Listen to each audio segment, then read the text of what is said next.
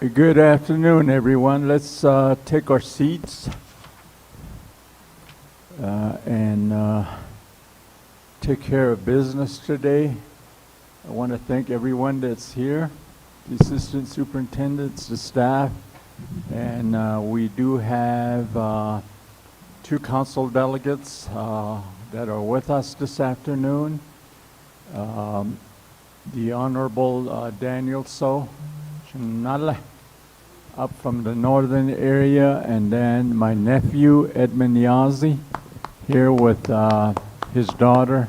You see, nephew really want to thank them and appreciate your presence on Osawa. Though as council delegates, helping us. We thank you for that. So with that, roll call, Joan? Here? Here. Kevin Mitchell, Here. Priscilla Manuelito, Present. Michael Shaw. Here.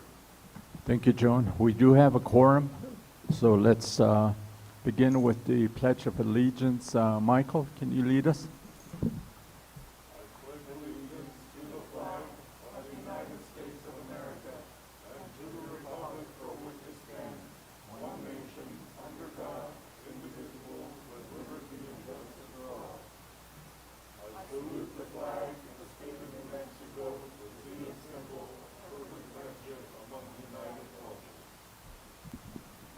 Thank you, Michael. Board members. Mr. President, I'd like to make a motion that we approve today's agenda. I'm not aware of any tweaks or changes. Okay, motion's been made by Chris Mortensen to approve the agenda for today's meeting. Second by Michael Schaaf. Roll call, Joan. Mr. Mitchell, Yes. Miss Manuelito, Yes. Mr. Shaw, Yes. Mr. Martinson, Yes. Mr. Law. Yes. Thank you, board members. We approve our agenda. Mike?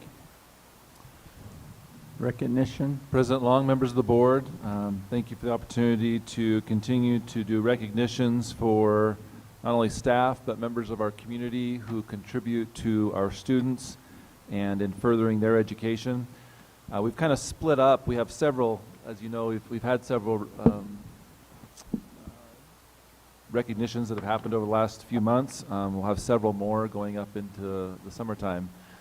But we also wanted at this time to take an opportunity to thank our council delegates who have been impactful in helping the school district fight for and acquire funding with respect to and remedying the problems in New Mexico with respect to impact aid and the credits that the state of Mexico has been taking from our students, the dollars from our students. Currently it's about $24 million that gets credited each year from the state of New Mexico. And it takes a team effort in order to fight, to remedy, and to find equity in that educational system. And it takes more than just us. We need to rely on others. And the Navajo Nation has been helpful, and the council delegates have been very instrumental in helping us to contact legislators and to talk to their constituents and to help everybody understand what's happening to our students in New Mexico with this important issue. And so we have two council delegates here today that we'd like to recognize, and we'll have a few more coming next time. Today, we would like to have them come up and they'll give them the microphone for a minute. I know how long-winded some of you council delegates are, so to keep it short back there, all right? No, we want to give you a time to talk about it. I know that there's some great expertise among these two on this issue, and we'd love to hear a few comments from them. First, we'd like to recognize Council Delegate Edmund Yazi.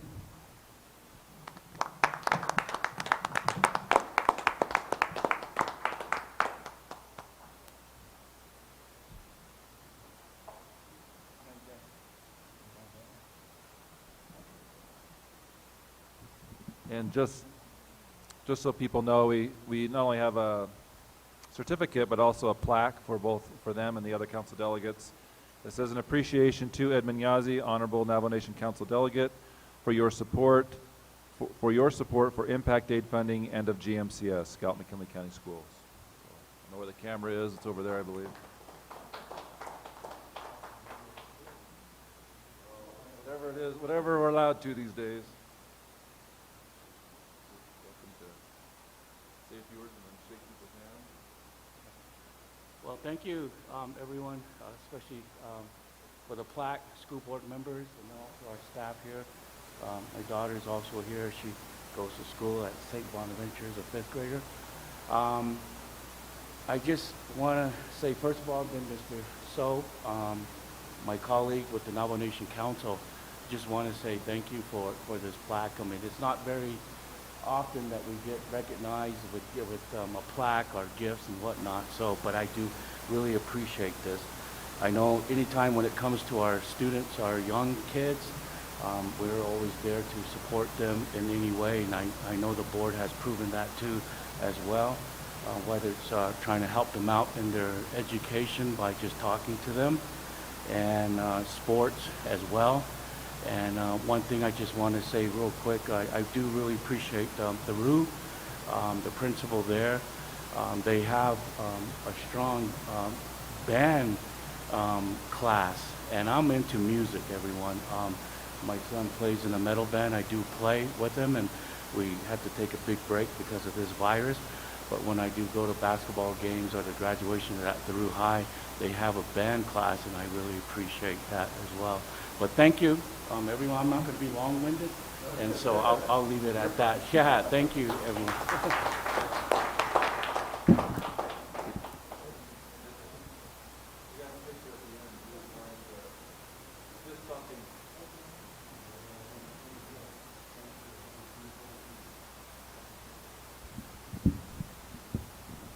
Next, we'd like to recognize Council Delegate Daniel So for the same reason. In a little quick story, unless I'm mistaken, I was at a legislative Navajo Nation legislative session, and I thought I knew a lot about impact aid, and then I heard Mr. So talk about impact aid, and I realized I was not the expert in the room. So thank you for coming. I appreciate it.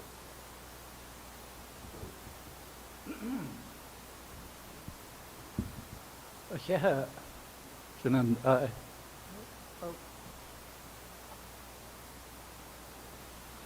Nothing is impossible. Nothing is impossible. It's been a long, long journey to get to where we're at. I started when my older daughter was finished Head Start. We started pushing. And off and on, we made steps. We got pushed back. But thank you to the Gallup McKinley County School District to help in that push. For all the school districts in northwest New Mexico. None of us did it by ourselves. We did it as a group. And I appreciate what has been accomplished. And even the governor didn't understand what impact aid was about. And we taught her what impact aid is about. One of the meetings we had when she was doing the tour with the chapters, I asked her, don't appeal, but let the U.S. Department of Education's decision stand. Get us this 100%. Then she says, well, I told her, says, we want it just like Arizona has it. We need our facilities improved. And her response was, if we do it like over there, then we're going to have to increase property taxes. No, you don't. No, you don't. It's federal money, pass-through money's So in that aspect, we had to, like I said, educate even the governor. And thank you. Nothing is impossible. And I guess it's the view that one has. It took determination from all the school districts to be unified, to go say, hey, we want our full share of our money. It took determination. And appreciate at this point in time, after all these years, we stepped across that line, and it just so happens that I'm back in the council after a hiatus of about 28 years. I first was served in the council in 1986 to 1995. And the 2 full terms, I also was chair of the education committee. As the reduction came, then now I'm the chair of the Health, Education, and Human Services Committee. And all I can say is the greater beings that made it happen, and we thank the greater beings for allowing the impact aid to come, full dollars come to the district. And thank you for your determination. The full education dollars are still out there. And we thank you for being supportive of, in the Yazi Martinez case. Certainly, we still have a long battle on that part. And again, it's going to take educating the legislature to do that. But I appreciate Mr. Hyatt for your recommendations, and to the board for their vote, the everyday attention to what our children need. Yeah, appreciate this.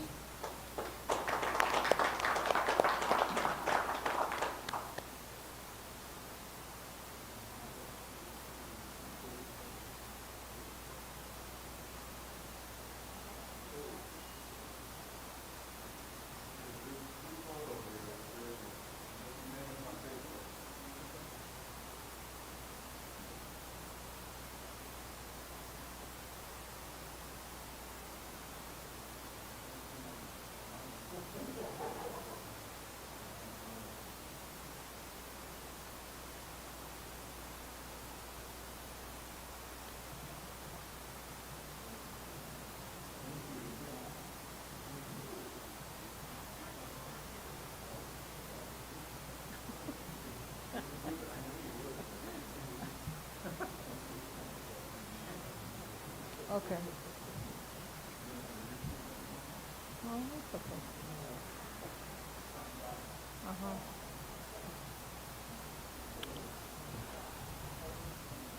Yeah. Yeah. Oh.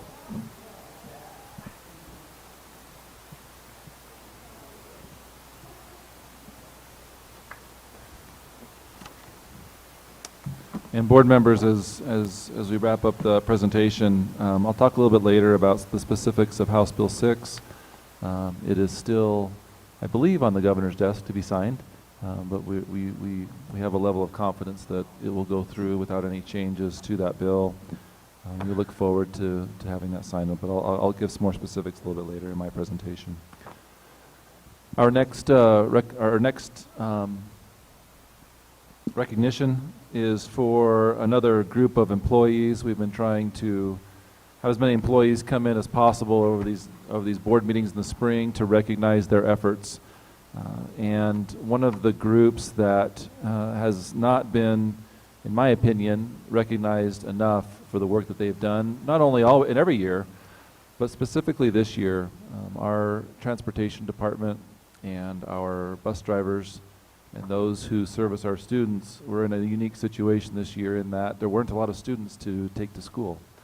There are a few now, but along the way, they served a great purpose for us in serving our students meals across the county, and also in setting up shop across the county and providing Wi-Fi access to our students to participate on online learning. And it was quite an adventure, I guess I could say, in trying to pull that off, but they did a great job. They're very easy to work with, and we wanted to recognize them today. Obviously, school is in session and things are happening with transportation, and so they are extremely busy.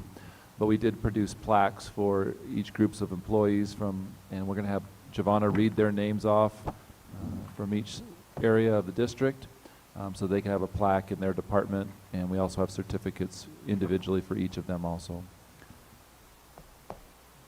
We can clap now, and then Giovanna can read some names. We probably don't want to clap between each name because we have 100 or so bus drivers in the district, 119. And I will do my very best to pronounce names correctly.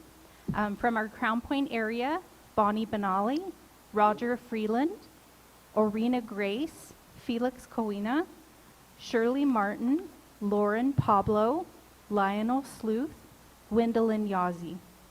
From our Gallup area, Cynthia Begay, Chester Benali, Sydney Brown, Marlena Burbank, Larice Campos, Benjamin Chi, Jimmy Chi, Rena Chi, Donnie Cochran, Wallace Dawes, Christine Edison, Rotania Inoa, Jared Enote, Santiago Escajeda, Mallory Gardner, Eveline Gorman, Valencia Gorman-So, Felisa Gray, Johnny Gutierrez Jr., Danny Hill, Leroy Jewelryman, Laverne Jim, Darlene Joe, Roderick Joe, Pansy Johnson, Raquel Jones, Virgil Quito, Danette Largo, Shania Largo, Lester Lee, Laura Mariano,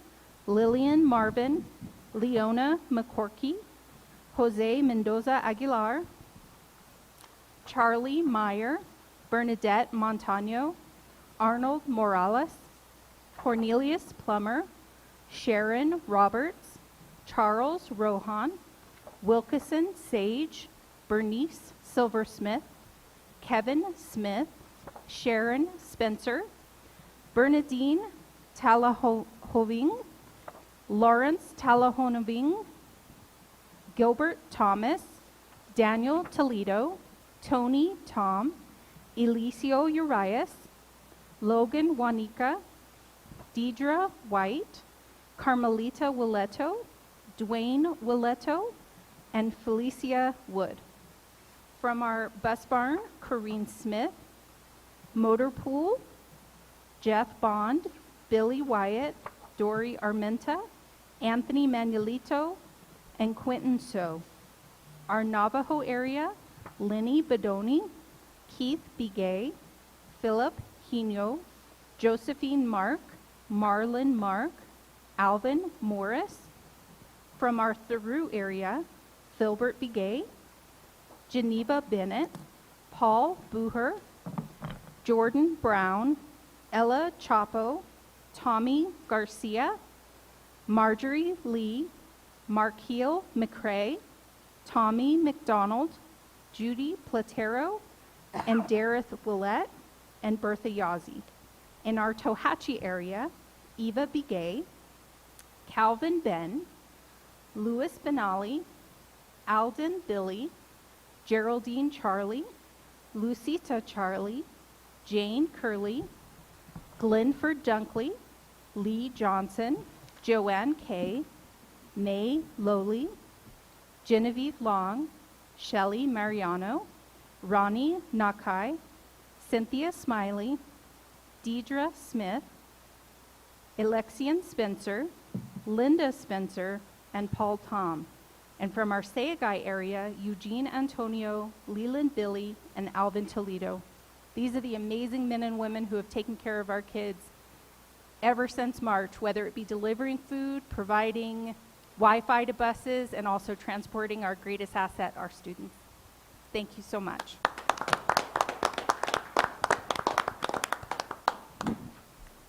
board members, ask if we might be able to interrupt our meeting for one more recognition. Mr.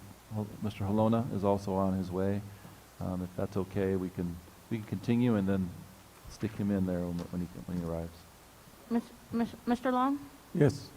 Mr. Hyde, I just had a comment, since we're talking about impact aid. One of the things that I wanted, Mr. Long, if you can guide me if I could ask my question now or maybe during the superintendent report, sir? I plan to discuss House Bill 6 in the Okay, superintendent's I'll report, wait. so if it has to do with that, then I can. During Okay. that time, Oh, gotcha, thank you. when he makes his presentation, I'd like to see what changes were made from the original bill up to the time it passed, so. And then, council delegates, this is where we would need your help, House Bill 6. As our superintendent said, it's probably on the governor's desk, so encourage her to sign it. Shonda, lobby with her. Board members, let's go down to item 3, approval of meeting minutes. So Yes. move, sir. Okay, Priscilla Second. Manlito, move to approve the February 22nd, 2021 meeting minutes, second by Chris. Second. Mortensen, roll call, Joan? Mr. Mitchell? Yes. Miss Manuelito? Yes. Mr. Shaw? Yes. Mr. Mortensen? Yes. Mr. Long? Yes, thank you, board members. Let's go down to item number 4, consent agenda items. Board members? Mr. President, I'll make a motion that we approve these consent agenda items. I don't see anything in here that I have any specific questions on. Okay, motion's been made by Chris Mortensen to approve the consent agenda items. Is there a second? Mis- Michael Shaw, second. Roll call, Joan? Mr. Long, I have a couple of questions, please, on the consent item agenda. Okay. One of them is for the construction of the Rama teacherage housing. In our documents, there's one bidder. There's one company that did the bid, Bradbury Construction. Were they the only ones that answered the bid for that? And I also saw another one that has only one bid. Is there any way we can, since there's only one bidder, that we can rebid these out to see if we can get multiple bidders? Giovanna? Mr. Long, members of the board, Ms. Manuelito, we put it out for competitive solicitation just like every other solicitation, so multiple entities are notified and it's publicly noticed. We're getting into the spring season now where a lot of construction happens, so we're actually kind of competing for companies at this point as far as items getting accomplished. If we were to go out to bid, there is not a likelihood that we would find more bidders doing the same process. I do understand the need for the competitive nature, but the ruralness of our school district, for example, in Sayagay, it took us 4 years to get someone to finally bid on the fiber project that we're finally going to get going this spring. So it is often very difficult for us to find entities that want to bid for our locations. Thank you for that, Giovanna. The other question I had was on the Gallup financial report that you provided us.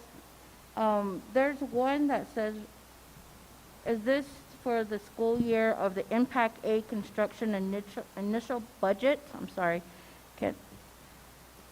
There was an increase of $7,756,232. Is that for this school year, this past school year?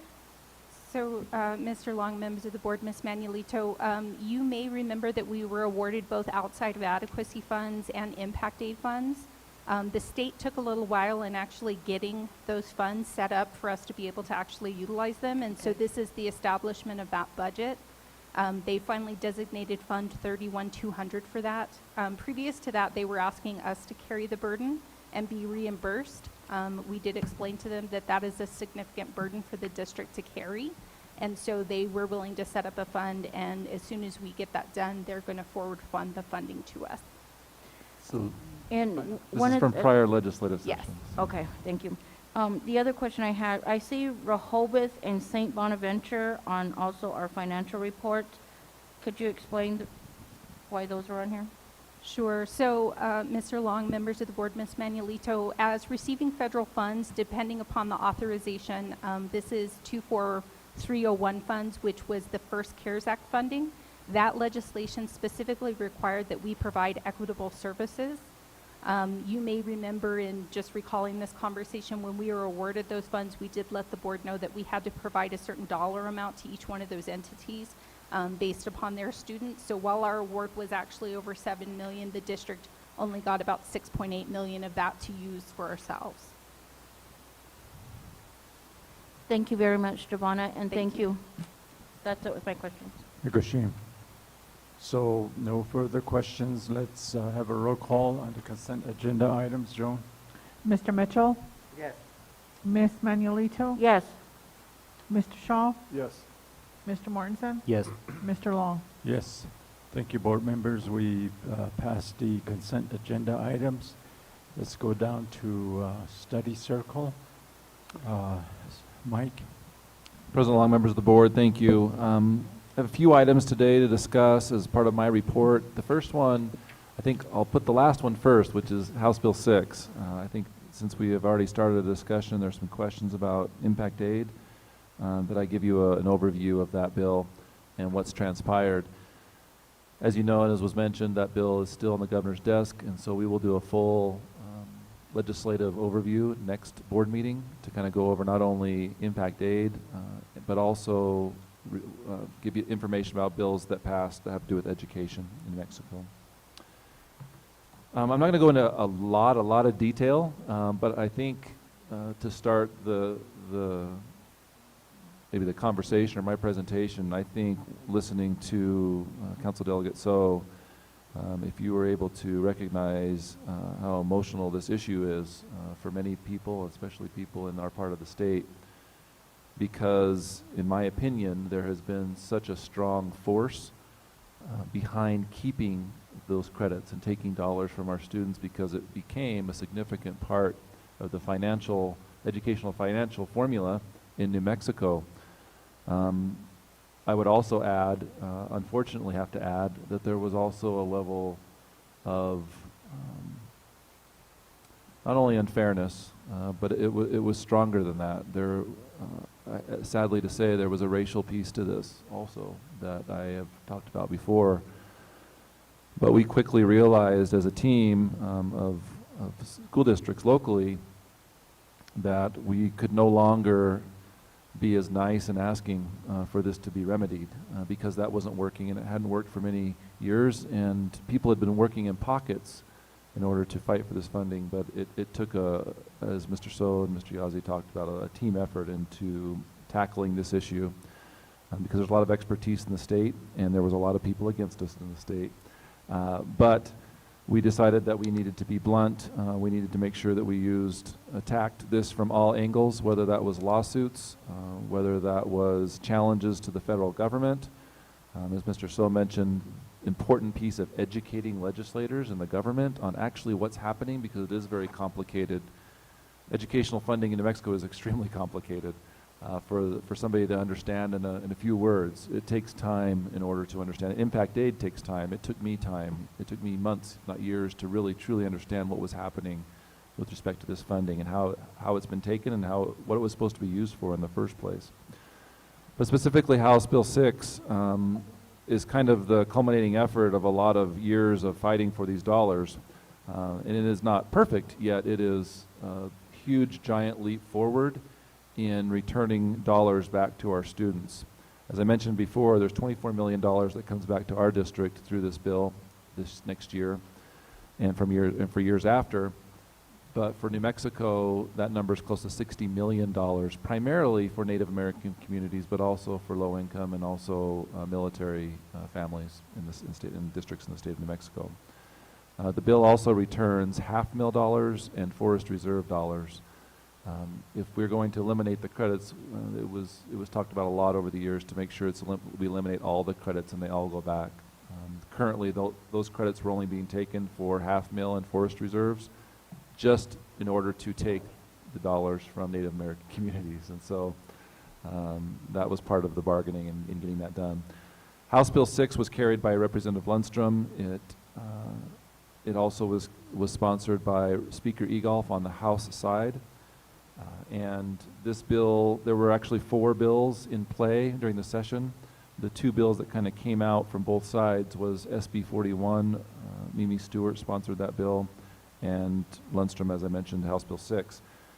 These 2 bills basically went through their sides fairly quickly, but once House Bill 6 hit the Senate side for approval, there quickly began some negotiating in order to merge the 2 bills, Senate Bill 41 and House Bill 6. As a result of that, and a lot of advocating, and we were a little concerned in the end there that things were being pushed through too quickly, and people did not understand the ramifications of SB 41, for example, which could potentially put us further behind than we are right now. So it was not a favorable bill for us because of that issue, although we supported the removal of the impact aid credits piece, but there was also a capital piece that took money away from us when we spent money on capital.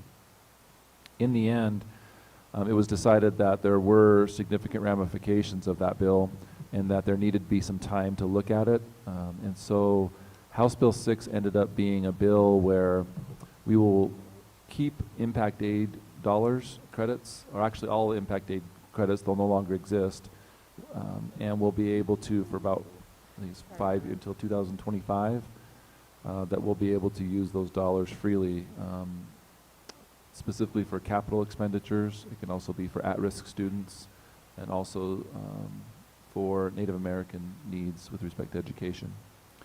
With that allows us to spend it on whatever we need as a school district, as our students fit all those categories of needs. The part that the Senate allegedly would not support without having it in there was a piece about having some changes to the capital outlay system. As you know, we have a Zuni lawsuit, or a capital outlay lawsuit, that we've been a part of that's been revived by us as of late, and that we won in the courts. And this bill calls for a remedy to funding for our school district because there has been some inequity, significant inequity in our facilities. In addition, that lawsuit also was to remedy the bureaucracy that we face when we're just trying to get those funds for our school buildings. So there's a few other issues in there, but those are the 2 main ones. With these dollars, the Senate felt that there needed to be some changes to how much we get from the state with respect to capital outlay. And so there needed to be some language in the bill where there was some balancing of how many dollars we would get now through impact aid and what the state would give us. So essentially, as I mentioned before, there's a moratorium for several years, but then the bill does include a piece that after year 2025, that the next year there would be a 20% reduction essentially in funding for our district with respect to capital outlay if we use operational dollars on capital outlay. So essentially, if we spent, for example, $1 million that year from our operational dollars on a school building, for example, to do some construction, then the state that year would reduce its aid to us by $200,000. The year after that, it would go to 40% and then ramp up all the way to 100%. Well, if we spent $24 million of impact aid on construction, then we would lose $24 million from the state. And so that's everybody understood pretty quickly that the ramifications of that would not be good. But to get the bill through, it was put in there with an understanding that we would look at what funds were actually spent in those years to determine whether that's something that should be reduced or our match should change, as far as construction match should change from those funds. So for example, we really fought for teacherages. So if we spend money on teacherages, we were able to get that into House Bill 6 where that does not get reduced from us in the future. The LESC and LFC were on a phone call, and we agreed, and the language was talked about, or the understanding was talked about in committee also, that over these next few years we really need to hammer down with the lawsuit language and what the remedy needs to be, and understanding about the ramifications, and make sure that whatever happens in the future is actually done fairly. Currently we don't see that as fair, as 100% of the dollars we spend gets taken away from us on the other side. But there was a commitment from them that there would be collaboration on finding how we can balance that. It's somewhat understandable at some extent, that at some point in time, that there would be some match changes depending on the dollars. But we definitely advocated and fought to make sure that there was a period of time where we could remedy all the harm that has been done to our students over these next several years by being able to use that money fully. So again, it is a great bill. It is a giant leap forward. It's not perfect, but that wasn't the sponsor's fault. That was just because the Senate wanted to have some remedy with respect to how funding is given out in capital outlay in that particular system.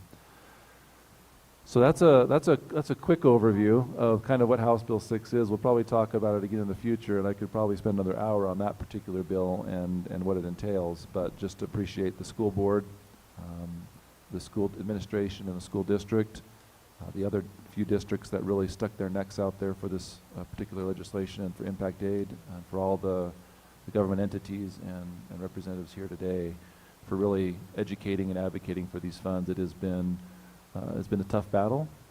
We have lost some friends along the way, but sometimes you have to do that in order to find equity for your kids, and that's what we've done. So I'll stand for questions now or comments before I go on to the rest of my presentation. You have any questions, Priscilla? I know on House Bill 6.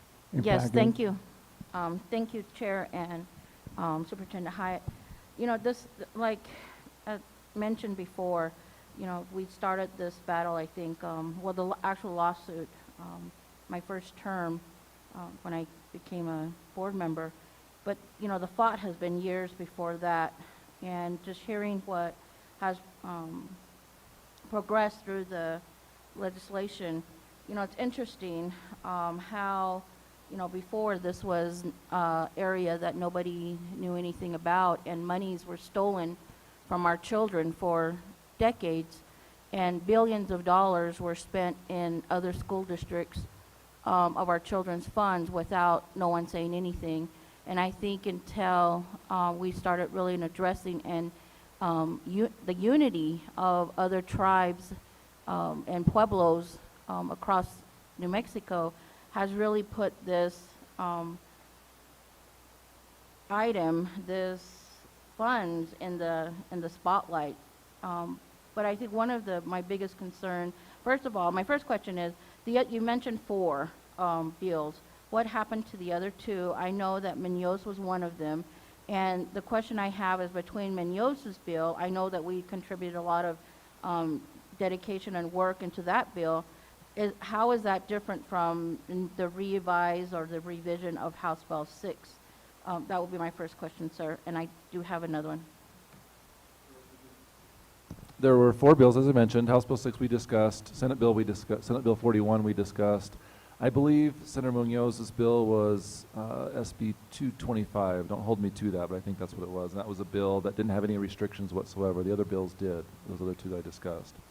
And then there was a 4th bill. I don't remember who the sponsor was, but it was a bill that just gave impact aid credits back. It didn't include the other Forest Reserve dollars. And I honestly, it didn't make it anywhere, and we didn't have a chance to jump behind that or study that enough because we knew that, in our opinion, Senate Bill 225 and House Bill 6 didn't have the kinds of restrictions, and we could still function and be able to use those dollars as we needed to. But I mean, I can't speak to what happens behind the curtains of the legislative session, but I do know that Senate Bill 41 was by the pro temp Mimi Stewart, who obviously is a powerful legislator on the Senate side, and House Bill 6, Representative Lundstrom and Speaker Egolf are both powerful legislators on the House side. And so it wasn't too surprising those 2 bills kind of floated to the top in those 2 sides of the legislative body. I hope that answers your question, but the other ones died. Okay. And Senate Bill 41 eventually went away because it got merged with House Bill 6. And I think the last one is just a comment when Kevin and I were just talking down here with all the billions, I'm sure it's billions of dollars now, from the state taking credit. And now that, they're trying to figure out how we have to match funds, or, they taking some of that money back, giving us the funds back, they should start crediting the millions of dollars that they stole from us from previous years. Yeah, Hey, you know, I'm not going to argue with that. There isn't some restitution that's involved. You know, restitution is a harder battle to fight than it is moving forward with getting money back. I'm not, like I said, I'm not saying all the wrongs have been fixed and corrected, but this is a win, a Yeah. significant win. It's not the end, and I want to make sure that's understood. Is there is still commitments that people need to be held to. We still need to continue to advocate for our kids. The legislation could change year to year. This bill could be totally reversed, and we could have credits next year. We can't turn our back on the issue, and I don't believe that would happen. But this particular legislation is a huge win. There was probably about I think we're getting close to $2.6 billion that have been credited since 1974, 1976, somewhere in there. And so it's a significant amount of money. Just our district is, you know, close to $1 billion of that, those dollars. Just imagine what our school district could have been with that $1 billion now. So the remedy is going to be difficult to right the wrongs of the past, but we definitely have some blight in the future. Any other questions? Danielle? I don't have, not a question, but a request for, I guess, what Mr. Long was saying earlier. You know, I would like a hard copy of the revised bill. That way I can actually sit down. I mean, I know that it was emailed to me, but, you know, I'm straining my eyes trying to read off of my iPad or whatever. But if I could get a hard copy, that way I can highlight things Sure. and get to know what the changes really are and what they mean. Thank you. You're welcome. Agushim, yeah, board members. I think this is a very important victory for us, but I know the state is not going to quit trying to get impact aid back to them. And we just need to be vigilant, and then we also need to make sure that we fight back. I think all the other years, maybe we weren't fighting back, so they took money from us. And I think this is important. And when you talk about impact aid, you know, for our school districts, we call it impact aid. And out of the same impact aid, like for county government, they call it PILT money, payment in lieu of taxes. So the county government does get, I think the city does too, they get PILT money, payment in lieu of taxes. So there's a small difference in title, but it's pretty much the same to pay for property taxes for Native Americans. So with that, let's Mr. Long, I have just a few more items just Okay, to Mike. touch on. It's just statistics and information. You do see this interesting device in front of Mr. Mitchell. I told him it was a sun tanning bed for the room. Not that I've ever been in one, but as I mentioned maybe it was last meeting or meeting before, we were looking at ways to mitigate you know, obviously COVID-19 and the virus in our school district, and part of that is through the disinfecting process.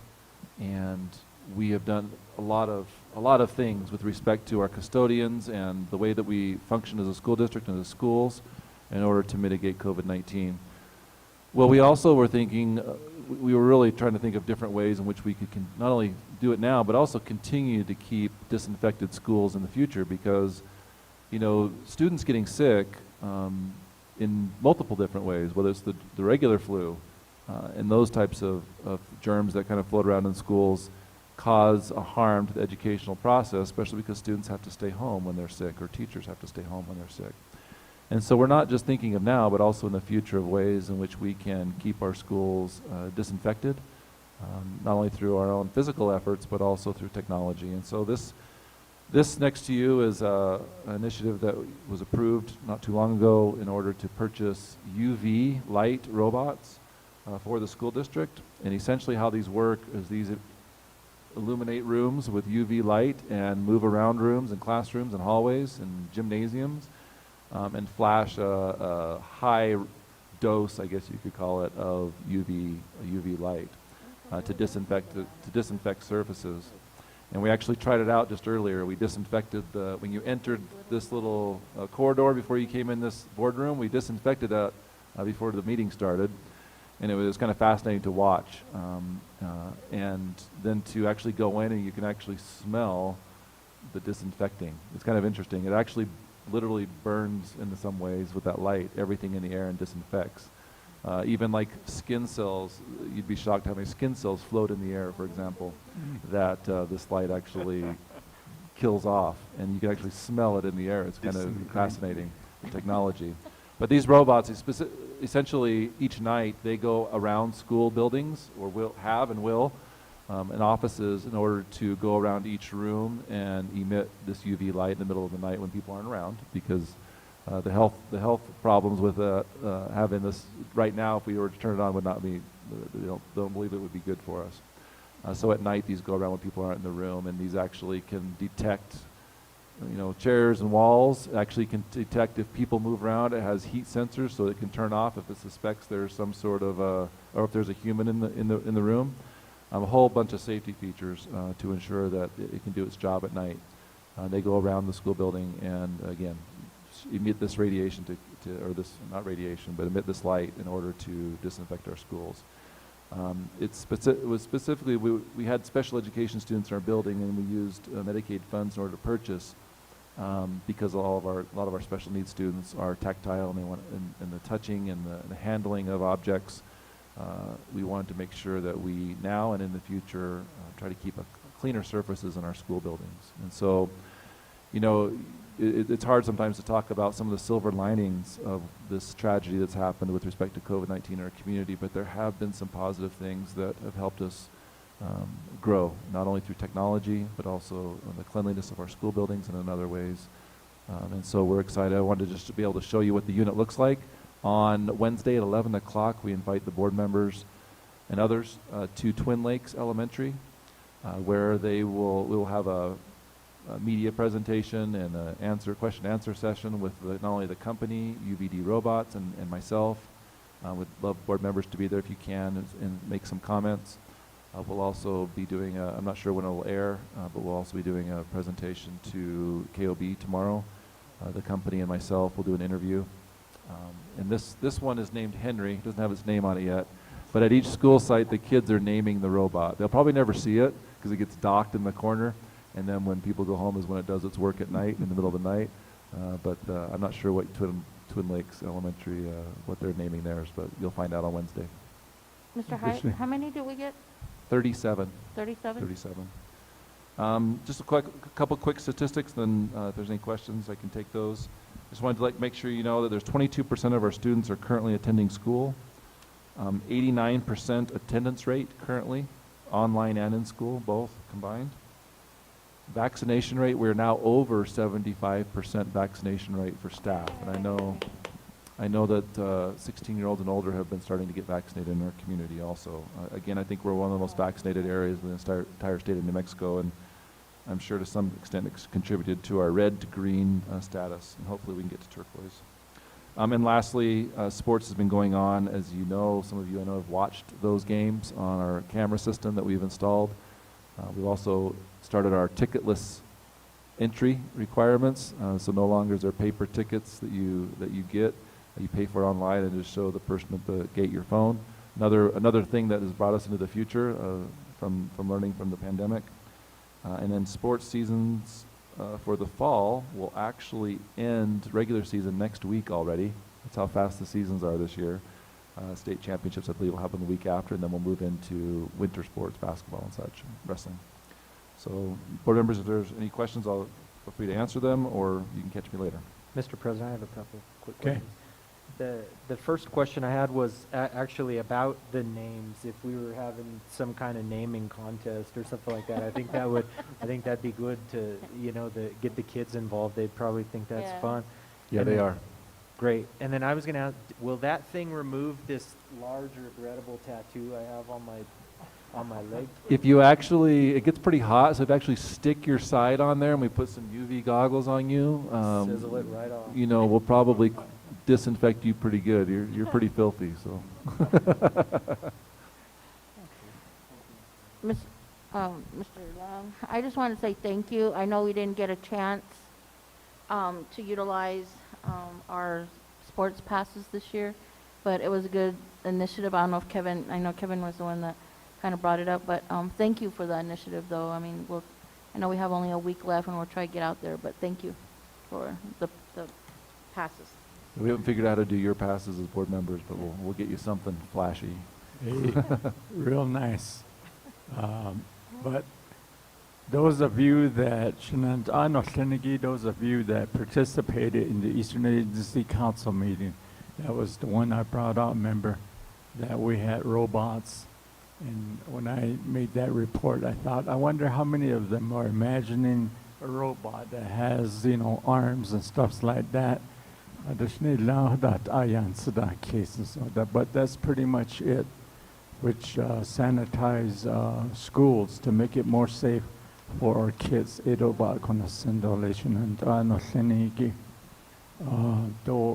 Board members, I think, going back to Impact 8 real quickly,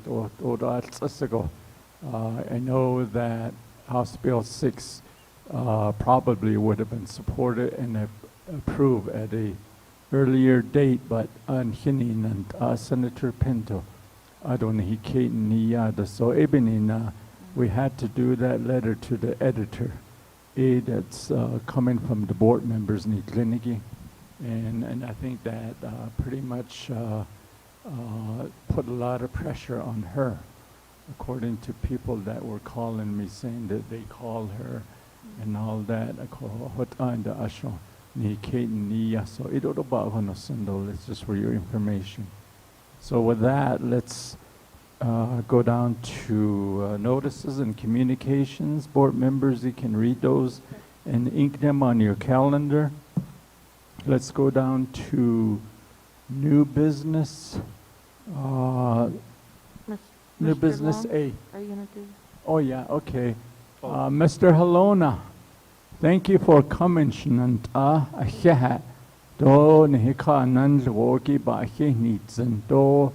Your support on Impact 8. We thank you for your support, and we want to recognize you for your efforts, for your support, and give you just a small token of appreciation. Mr. Lona, if you wouldn't mind coming up, thank you again for your efforts for fighting Impact Aid. And we have a plaque here for you. You're welcome to say a few words if you'd like, and then we'd like you to come up and we'll get another picture.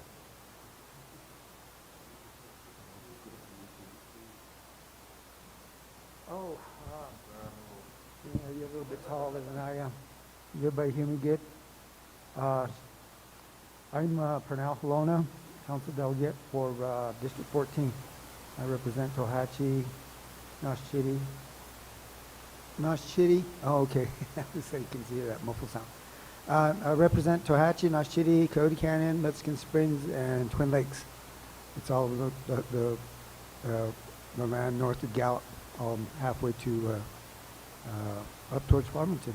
I'm glad it doesn't go all the way up that far because it's a big area.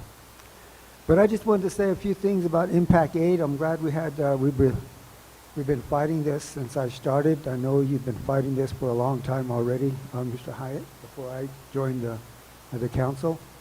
And now that I'm on the council, I've supported it 100%. And that it's a lot of funding that we are missing from our schools. And once I fully understood the full impact, it was our goal to try to move forward with the lawsuits or with the legislation to try to get our legislators to move the funding back to the Navajo Nation, to the schools, to the Indian Nation, and then the state of New Mexico. And the Navajo Nation really, they support this issue 100% because our schools here are really falling apart here in McKinley County. They're getting old, they're getting aged up. Even though we had one new school built out here in Tohatchi, it seems like it's already in bad shape. And right now we're trying to go through, I know you're doing remodeling. Some of the schools are going to be starting to get remodeled here pretty soon. But what we really need is a brand new school, and what we really need is a big gym. especially out there in Tohatchi, because, man, we get people pack that little tiny gym, and then we have to turn away so many of our community members that want to come and watch their students play. The basketball games, even the girls' games, the volleyball games, and so it's going to make a big difference. And when we start getting this funding coming into us here, then that's big planning that we have to do on our side here to spend the money the right way, make sure we're going to build facilities that are going to be adequate enough for our students to, you know, they want to have pride in their school. They take pride in their schools and the school that they have to attend. So I'm really happy that they came, found our way. And in the beginning of this year, the legislation, it didn't seem like it was going to go our way, but in the end, we prevailed. And so for that, I'm really happy, and that we successfully pulled that funding back here to all the nations, and the Indian nations here in New Mexico. And I didn't expect to get an award for this. I know. You know, it's my job to go out and support these issues, especially for our children. And I support this issue with Gallup School Board here, what you are trying to do here for the students here.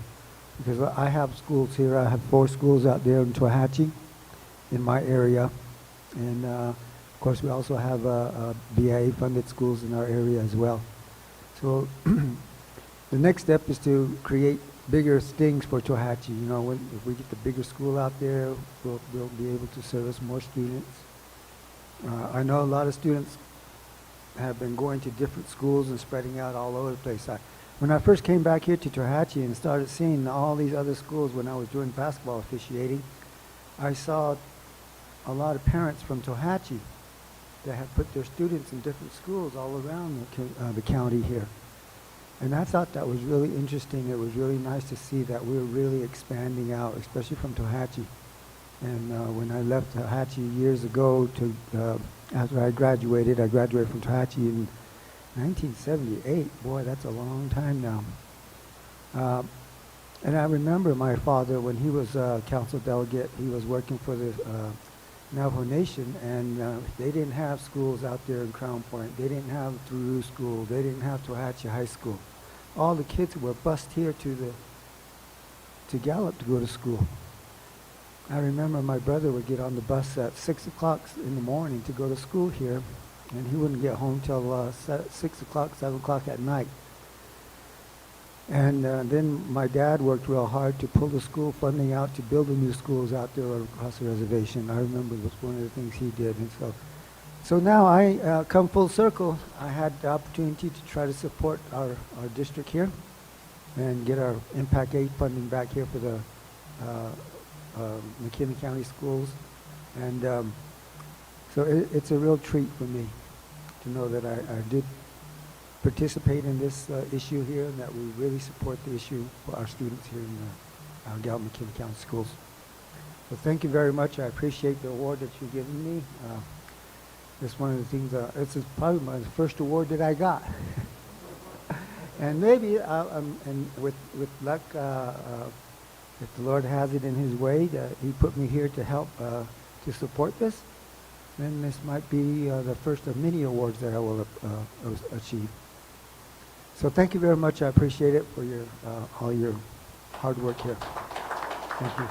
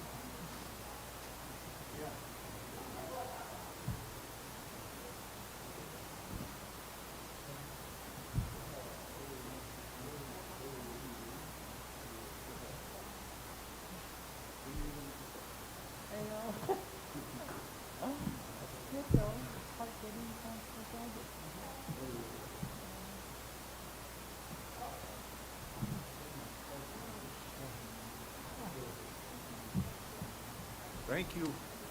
Thank you. Thank you, sir.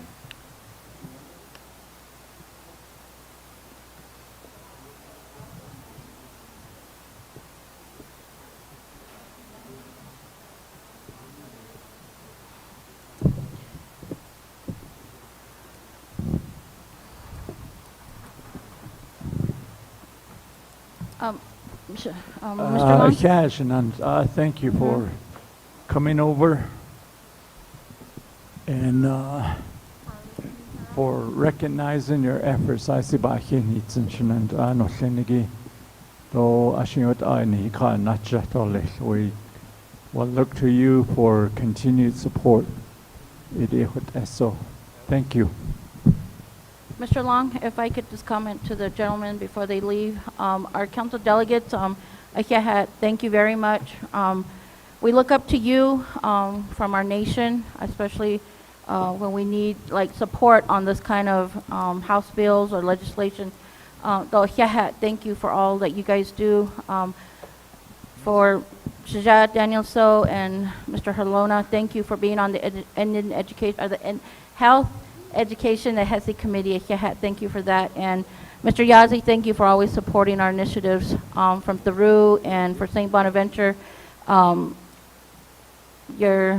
Your leadership, we appreciate greatly. What's this one? Oh. Agushi, thank you, Priscilla. Chris? We are down to new business A. Yes. President Long, members of the board, we do have our auditor who is on the phone, and we're going to try to get this set up, this fancy contraption over here, so that you can hear him give his report and give you a chance to ask questions on our audit for this past year. Mr. President, if I could real quick, I know you're down there. I just have a quick question or a quick comment. I've got to sneak out of here. I apologize, board members, that I'm dressed down today working on a truck, and I'm going to need to get back to the office and finish work by the end of the day. But I wanted to, if you'll indulge me for just 2 seconds, this action item here, new business A, to acknowledge the receipt of the audit report. I want to make sure that we give proper credit. I think this is a good opportunity. You know, we've got graphs here about how our kids are doing, and we've handed out plaques for, you know, a lot of people that have been very instrumental in the work that we do and in impact aid. I want to make sure and give a special recognition to Giovanna. There's a couple of times per year where we go over these things, this audit report, and it's proof of her leadership and her skill as a professional, and I appreciate her. I really appreciate her work in impact aid. She is one of the foremost experts in the state of New Mexico on this, and she is a handful up in Santa Fe, is my understanding. And I appreciate her work and just tireless efforts. There's this report is going to be long and unbelievably interesting, but there's a couple of things in here that I just want to highlight before I leave that point to her skill and expertise and professionalism. On page 2, down at the bottom in opinions, in our opinion, the financial statements present fairly in all material respects. That's code words for she's killing it. On page 101, in the summary of the auditor's results, type of auditor's report issued, unmodified. Material weaknesses identified, none. Significant deficiencies, none. Non-compliance, none. Down in the federal awards, material weaknesses, none. Significant deficiencies, none. Auditor's report, unmodified. Any audit findings, none. These are important things, and I want to make sure and give credit to her. We need a plaque. I don't know if they make them that big. We need a plaque for all of the things and the integral part that Giovanna plays in what happens in our school district. And I appreciate her. I really appreciate her. I tell everybody anytime they'll stand there long enough for me to tell her all the things that she does for us. I tell them that she's the most professional person that I've ever dealt with in her capacity, and we absolutely positively could not do it without her, and I appreciate it. So I've got to sneak out of here. You guys enjoy the presentation.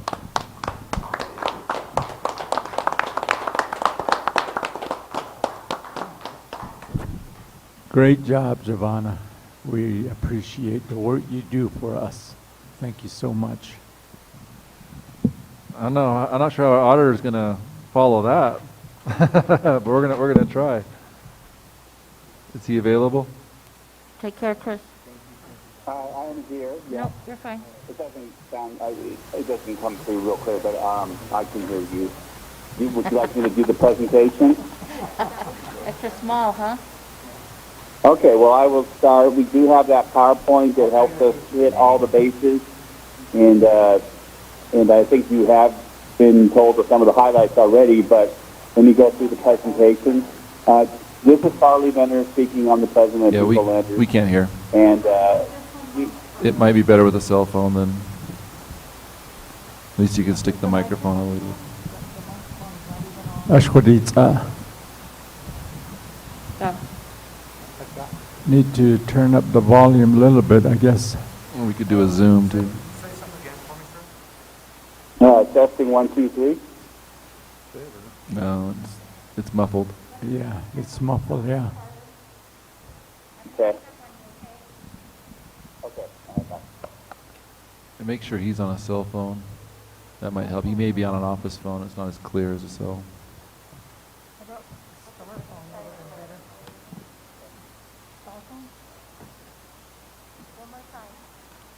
Testing 1, 2, 3. Let's try my mic. For some reason, that one's. Not that my mic is any more special. All right, let's try it again, Farley. Testing 1, 2, 3.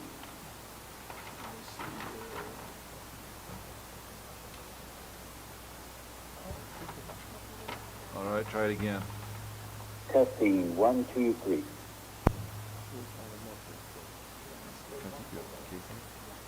That might be it. Oh, no, that might actually be fine. Let me try. Remember? Test, test, test. Test, test, test. 3, 8, 5.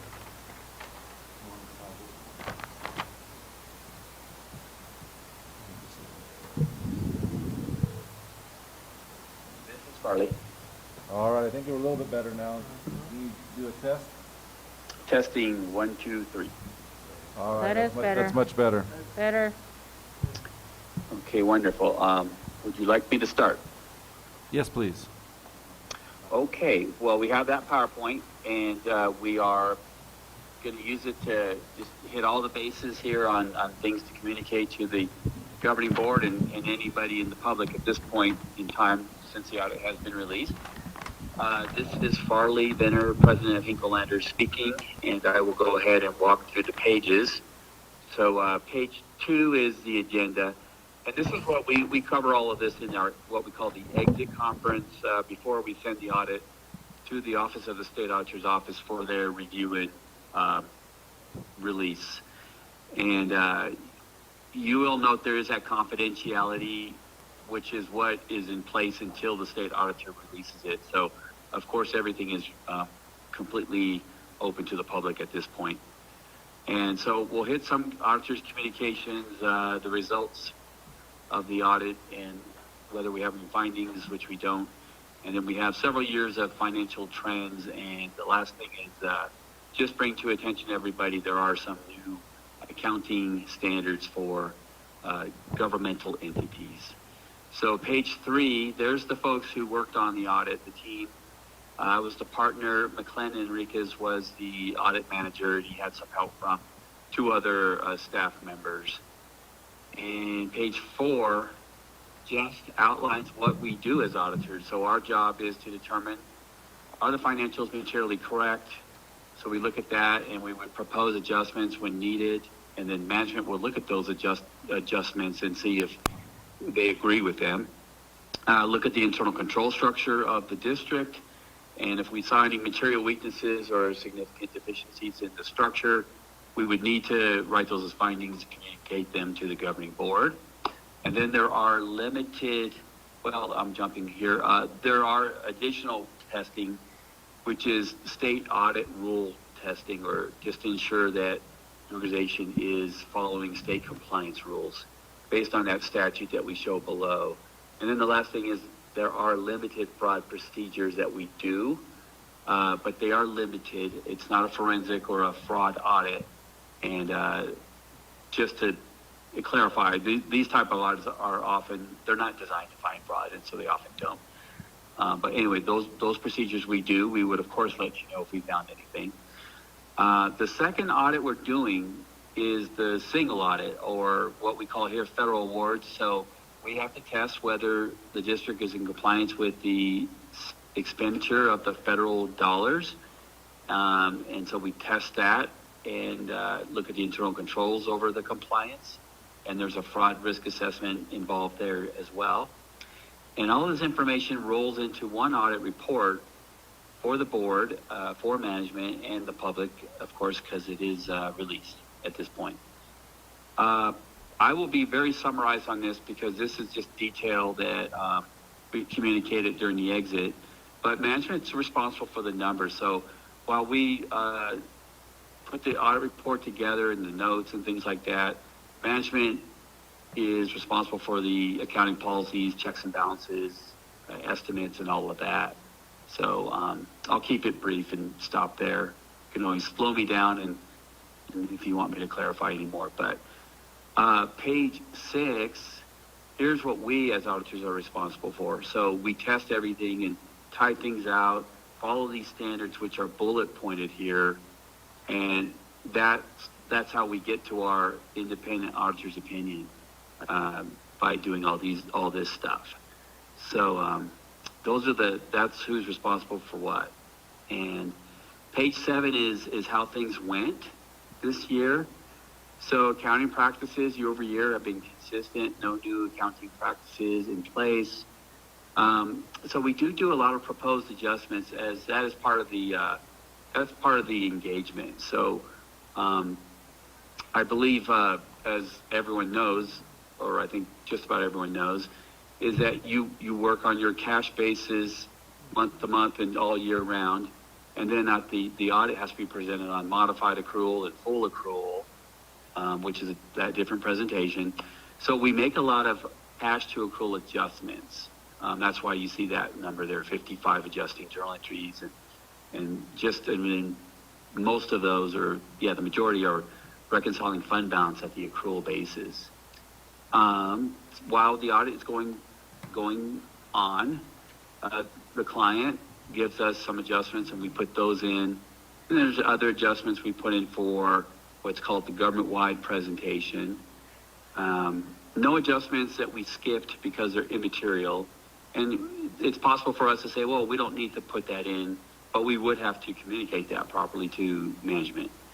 No disagreements. We're not aware that management had to go and consult with other accountants about anything. We didn't discuss any significant things before we started the audit, and no significant difficulties in performing the audit. Significant estimates. All audits of your size and smaller and larger, all different sizes, have estimates. And so some of the estimates that you have are, when you have those unfunded pension liabilities and the OPEB liabilities, those are based on estimates that we get from other auditors, and we put those in your books. And of course, depreciation is the expensing of your fixed assets over its estimate useful life is an estimate. So we just identify those. We didn't have any specific disclosures I wanted to highlight, so I said none here. And then significant risks. we as auditors we use a risk assessment to look at your audit and say, how do we approach the audit? Where do we do the audit procedures? And where should we do additional procedures because there's more risk there? Well, anything related to cash we do additional procedures. Areas where things could go like, hey, we could have a misstatement or an error would be like revenue. You have a lot of revenue funding sources and making sure all the accruals get in there. So that's an area we do extra procedures just to be careful to make sure that gets captured. CFA, which is the federal awards, the expenditure side of the federal awards, making sure that that's complete, and fiduciary activities or funds. So that's where we think there's additional risks that we have to do extra procedures to mitigate the risk. All right, page 8 is the results. So I think I heard somebody already addressed this because it was good news, and I think you were happy to give that acknowledgement to Giovanna. But the auditor's results are the financial statements unmodified or clean opinion, federal awards unmodified clean opinion.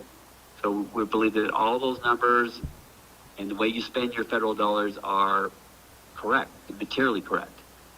Here's what we audited. So this major program is a Department of Education grant, Title I, also the Impact Aid. So those are the two grants that we had to audit based on the standards.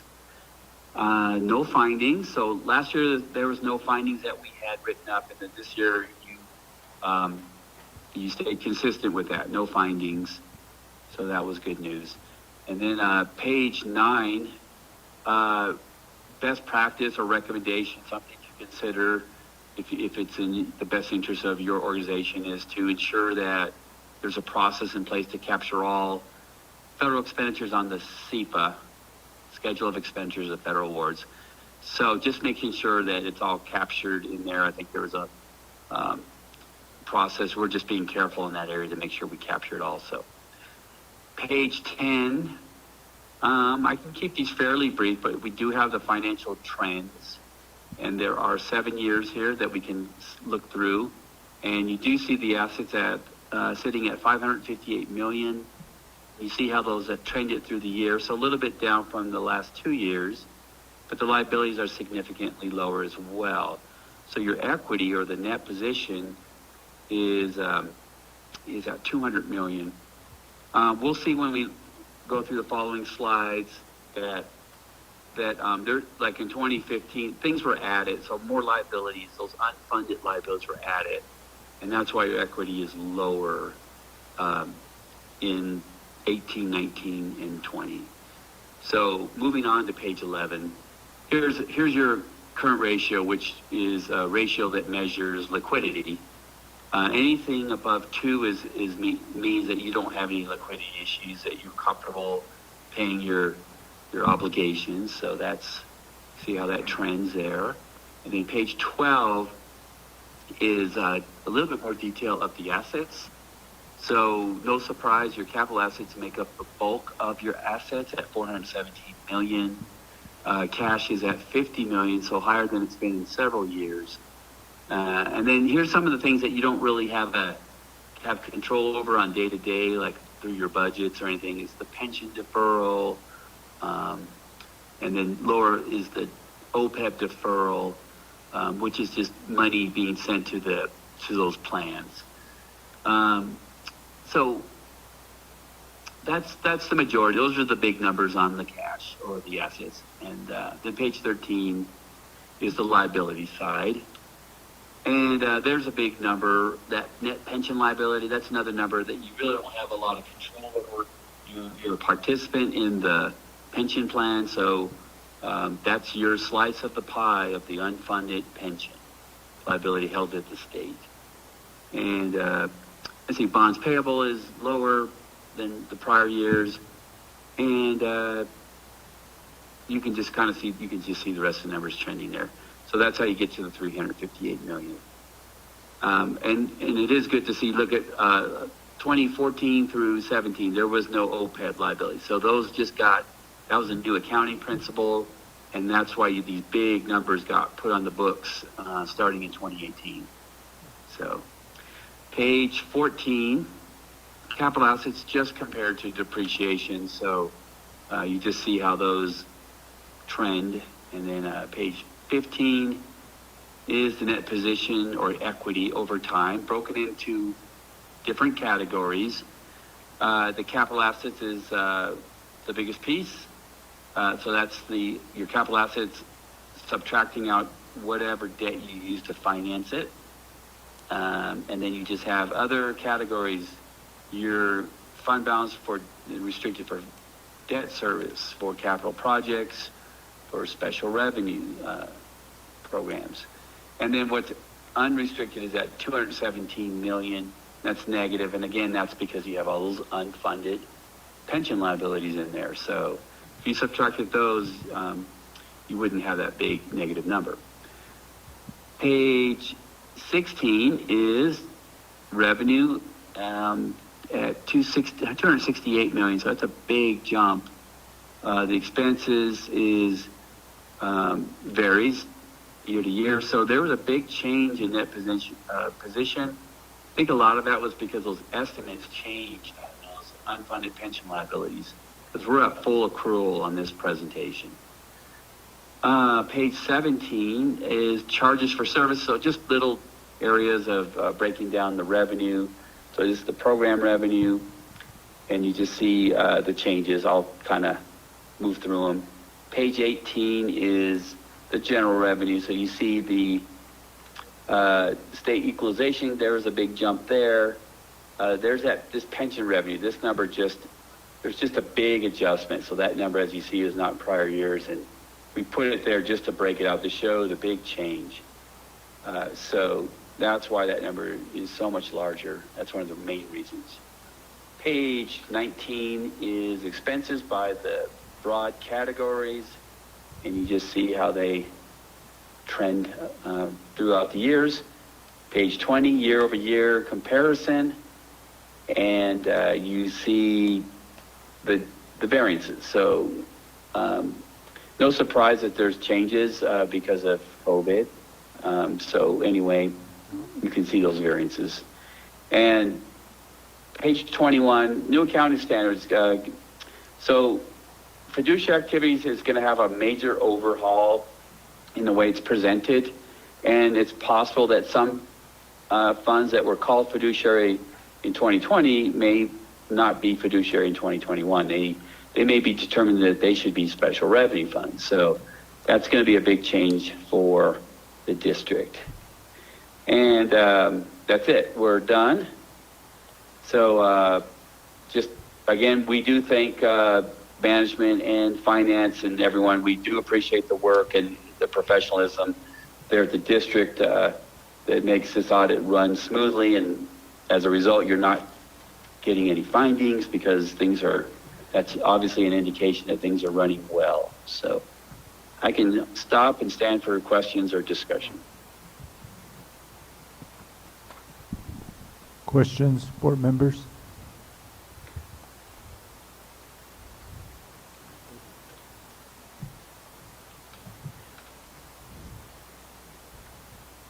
No questions?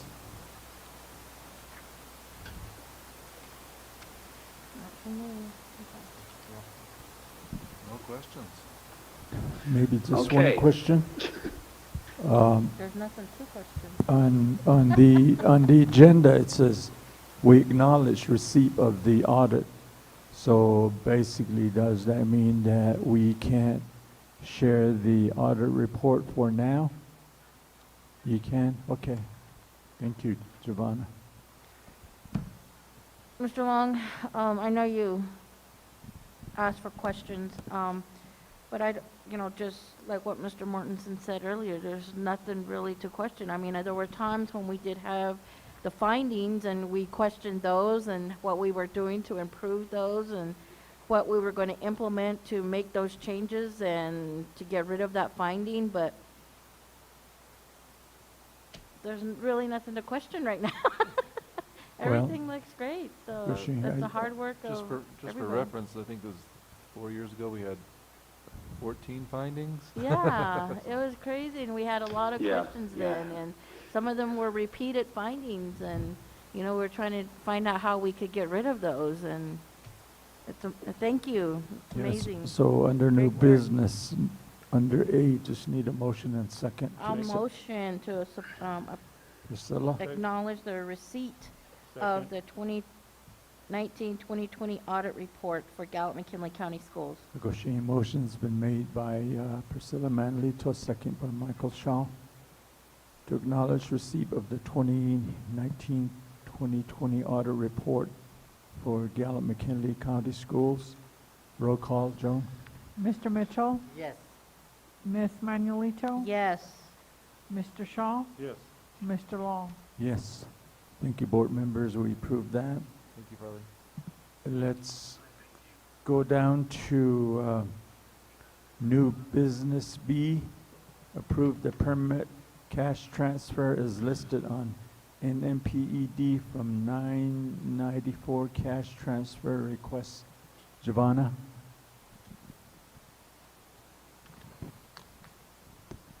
Mr. Long, members of the board, you heard our auditor just mention that there are some changes coming to fiduciary activities. Part of this is the GASB 87 that will change the way that we view student activity funds for financial reporting. And so part of that is that I just need to change the fund number on those student activity funds. So currently they're in our 9,000 funds. The state is having us move them into the 23,000. So this activity is specifically recommended from the state. We're not losing any money. We're not sending any money for anybody else, but it's a technicality that I have to do to get us into compliance with the new requirements. I assume there's no question, right, board members? I'll motion to approve the permanent cash transfer as listed on NMPED Form 994 cash transfer request. Is there a second? Second by Michael Shaw. Board members, Priscilla Manlito move to approve the permit cash transfer as listed on NMPED from 994 cash transfer requests. Second by Michael Shaw. Roll call, Joan? Mr. Mitchell, Yes. Ms. Manuelito, Yes. Mr. Shaw, Yes. Mr. Long. Yes. Thank you, board members. We approve that.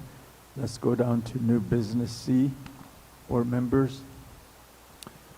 President Long, members of the board, as you may recall, in some prior years, we have given out a retention addenda in the fall, right before winter, to our employees, and varying amounts over the years.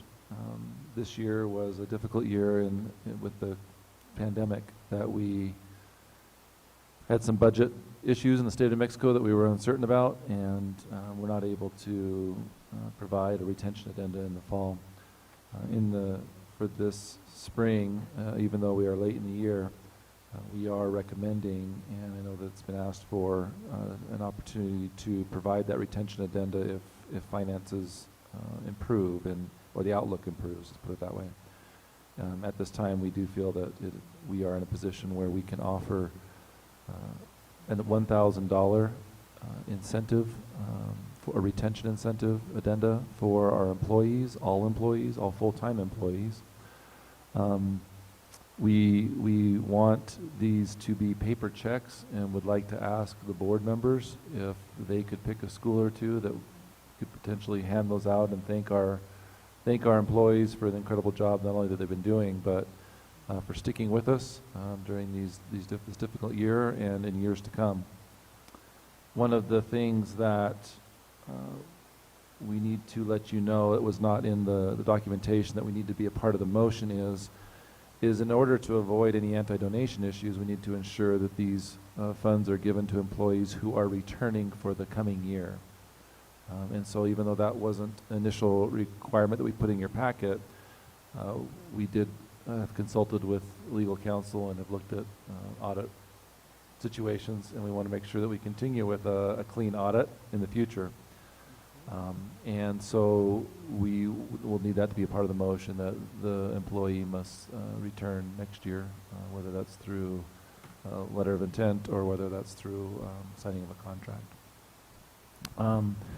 There has been some things across the state with respect to addenda and stipends and things like that on this particular type of retention issue, and I want to make sure that, you know, there's been at least one union who has said that only advocating for only teachers that or employees that came to work get these dollars. That would have eliminated over 300 of our teachers. And so we are not, as an administration, I'm sure not as a school board, advocating for that. We believe these dollars should go to all employees and nobody should be left out. Everybody faced different circumstances this school year. Some felt more comfortable at home. Some needed to stay home for other reasons. Many did come to work, and we appreciate them also. But this is for all of our employees, and we should not leave any out. And so with that, I always want to just leave it with one last thing, is people need to understand that it's not going to be $1,000 check that comes to them. There's taxes that get taken out of that. So don't plan to spend $1,000, because the federal and state government, they always get their share. They seem to always get their share. So if there are any questions or comments, we're welcome to answer any questions at this time. Comments, board members? One question, sir. It says on here, every full-time will get the full amount of $1,000 besides taxes, but then it says part-time employees will be prorated. Correct. So if you're working half-time, you would get $500 if you're a half-time employee. We have very few, if any, part-time employees. I think maybe a couple handfuls, maybe Okay. 10 employees. So it would just be reduced by the amount of time that they work. Okay, with that, Mr. President, I would like to go ahead and motion to approve the one-time retention addendum to all GMCS employees in the amount of $1,000. We'll exclude the superintendent. Second. Okay, motion's been made and second by Michael Schaaf to approve new business C. Roll call, Joan? Mr. Excuse me, Mitchell? can we include in that motion, I apologize, Ms. Manuelito, if we could include for those employees who are returning next year? Yes. Okay. Mr. Long, I would like to restate my motion Okay. to have approved the one-time retention addendum to all GMCS employees in the amount of $1,000, which excludes the superintendent and also for the employees that will be returning to us next year. Grisham? Second. Michael Schaaf, roll call, Joan? Mr. Mitchell? Yes. Ms. Manuelito? Yes. Mr. Shaw? Yes. Mr. Long? Yes. Thank you, board members. We approve that. Let's go down to new business D. Mr. Long, before we move on, I just wanted to say that I appreciate our district and ourselves, my colleagues and ourselves and administration for, you know, taking this amount of money and giving it back to our staff. It was such a hard, difficult year last year, and, you know, we, like you said, we don't know what circumstances some of our staff have gone through, but, you know, just every little bit counts, and I'm just so thankful that we took this initiative. Thank you, business, for finding the funds that we can do this, and thank you to my colleagues for approving this. Grisham, thank you. Let's go down to new business D. Mike? President Long, members of the board, have Giovanna talk about this particular last item having to do with our teacherage construction. Mr. Long, members of the board, as many of you are aware, one of our last areas where we don't have renovated teacher housing is down in Rama. And we did receive some outside adequacy money, so we were able to set aside $4 million for the teacherage project down in Rama. That will not be sufficient to build the number of units that we need. So we are seeking to borrow about $3.7 million through revenue bonds. This is not general obligation. This will come from our impact aid dollars over time, as we have with previous revenue bonds, in order to fund those units down in Rama. And it has been prior to 2003 that we've had renovation in Rama. I would probably say it's been decades since we've had renovation. Yeah, I haven't I've lived in some of them, so I know how bad and how long that housing has been there in the community. So you Yeah. wore them up, Mike. Yeah. Yeah. We have worn them past their useful life, many years. And if I could just add, one of the reasons why the extra money is needed, it's nothing to do with anything we have done. The construction costs across the country, if not the world, have dramatically increased.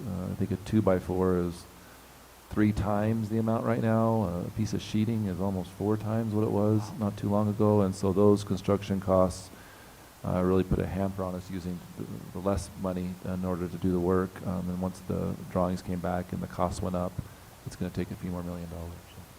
Yeah, as a matter of fact, there was a report released last night as how significant the shortage of lumber actually is, and this is why we don't want to delay any further. As time goes on, we're foreseeing that price going even higher.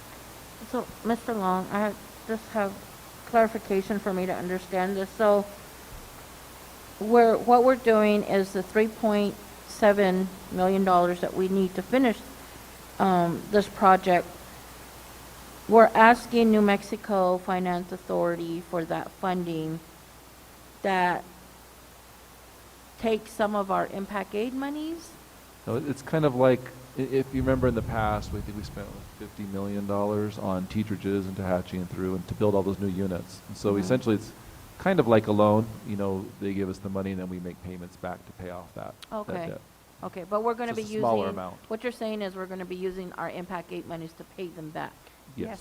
Okay. Over time, we are pledging to pay the principal and interest payments on the bonds, the revenue bonds that are being sold with the impact aid revenue that we're receiving. Okay, I get it.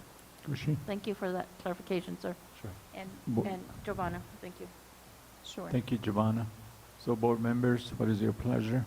Motion to approve a resolution and application to New Mexico Finance Authority to issue revenue bonds to complete Teachages housing in Raymond, New Mexico.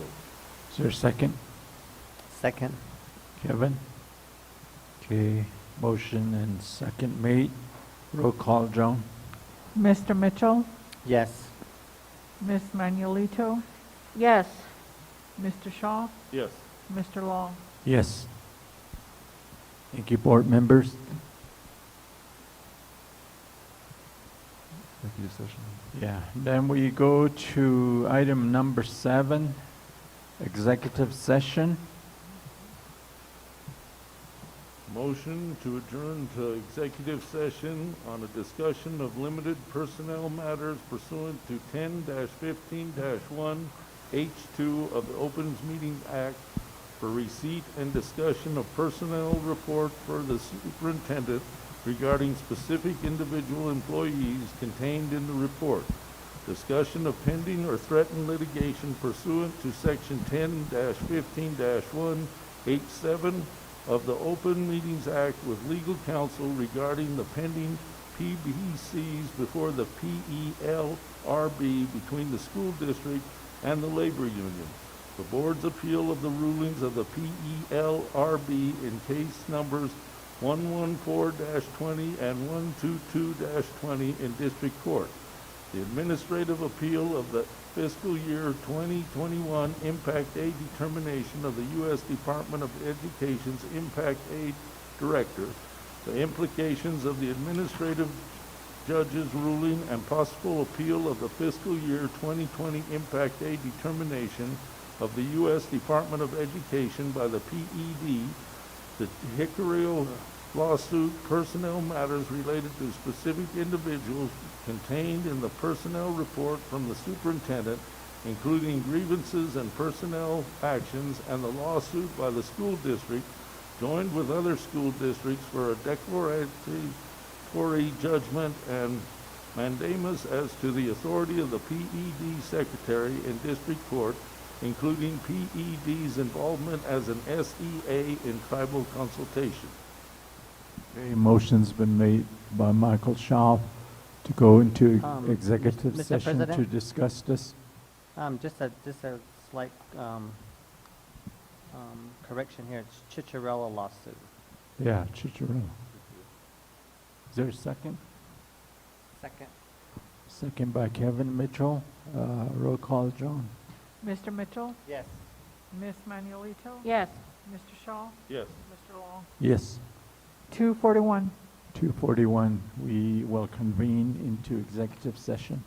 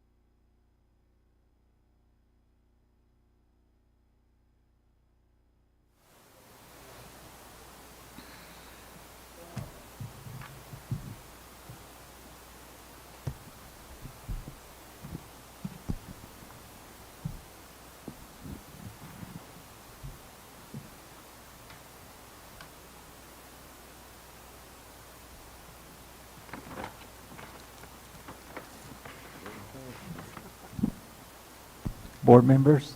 Motion to come out of executive session and resume regular session? Okay, Second? motion's been made by Michael Shaw, second by Priscilla Manlito to come out of executive session. Roll call, Joan? Mr. Mitchell, Yes. Ms. Manuelito, Yes. Mr. Shaw, Yes. Mr. Long. Yes.